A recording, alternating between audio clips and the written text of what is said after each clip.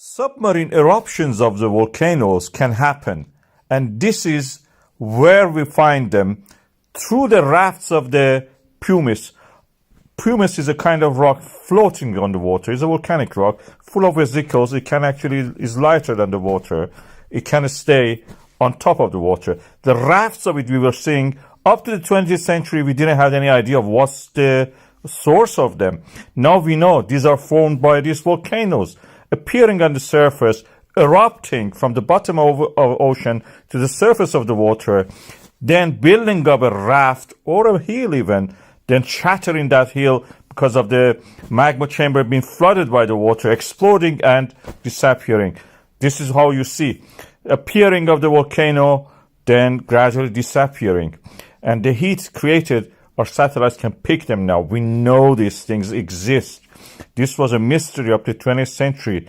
We had legends about them. These eruptions were not seen in person. We were not that much into the sea to know that where they were happening. But there were legends about it, and I will talk about that for you in a minute. These volcanic eruptions are phreatic eruptions. Water comes in contact with magma, erupts, creates tsunamis, shock wave, creates also this pumice. And the islands created by that looks a little bit like a familiar animal, whales. Yes, of course. They rise, these volcanoes rise from the surface of water level you can see there.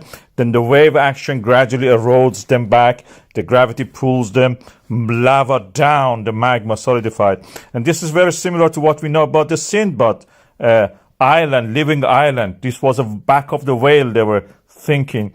This was a whale. On top of it, there were mountains, plants, coconut trees, anything you mention. This, we can guess that this is because of these eruptions mixed up with some, if you're a whale, you get suddenly appearing an island in a place that there was ocean in the past. You may get stranded. In the second generation, when the story is told, the appearing of the island and the stranded whales mixed together form the legend of the living islands.